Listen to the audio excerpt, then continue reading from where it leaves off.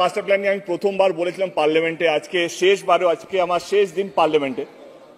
Ghatal master plan নিয়ে বলতে চাইছি যে 1950 থেকেই ঘাটাল মাস্টার প্ল্যান নিয়ে ঘাটালে মানুষের অনেক দিনের কষ্ট, অনেক দিনের বেদনা। আমি আপনার মাধ্যমে প্রধানমন্ত্রীকে রিকোয়েস্ট করতে চাইছি, এটা কোনো টিএমসির সমস্যা নয়, এটা কোনো বিজেপির সমস্যা নয়, এটা বাংলার সমস্যা। আমার মনে হয় এখানে দলকে সাইডে রেখে মানুষের কথা ভেবে আমার মনে হয় নেক্সট টার্মে যেন ঘাটাল মাস্টার প্ল্যানটা যেন এক্সিকিউট হয়। মানুষ বন্যার জন্য যে ক্ষতিগ্রস্ত হয়ে থাকে, মানুষ যেন তার ফলটা পায়। মানুষ যেন ঘাটাল মাস্টার প্ল্যান যে স্বপ্নটা দেখেছিল সেই স্বপ্নটা যেন এবারে সত্যি হয়।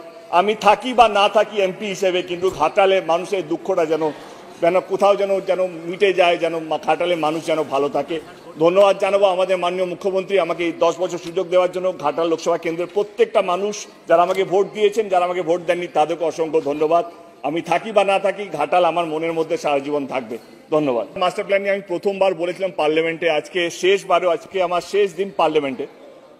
ঘাটাল মাস্টার প্ল্যান নিয়ে বলতে চাইছি যে 1950 থেকেই ঘাটাল মাস্টার প্ল্যান নিয়ে ঘাটালে মানুষের অনেক দিনের কষ্ট, অনেক দিনের বেদনা। আমি আপনার মাধ্যমে প্রধানমন্ত্রীকে রিকোয়েস্ট করতে চাইছি, এটা কোনো টিএমসির সমস্যা নয়, এটা কোনো বিজেপির সমস্যা নয়, এটা বাংলার সমস্যা। আমার মনে হয় এখানে দলকে সাইডে রেখে মানুষের কথা ভেবে আমার মনে হয় নেক্সট টার্মে যেন ঘাটাল মাস্টার প্ল্যানটা যেন এক্সিকিউট হয়। মানুষ বন্যার জন্য যে ক্ষতিগ্রস্ত হয়ে থাকে, মানুষ যেন তার ফলটা পায়।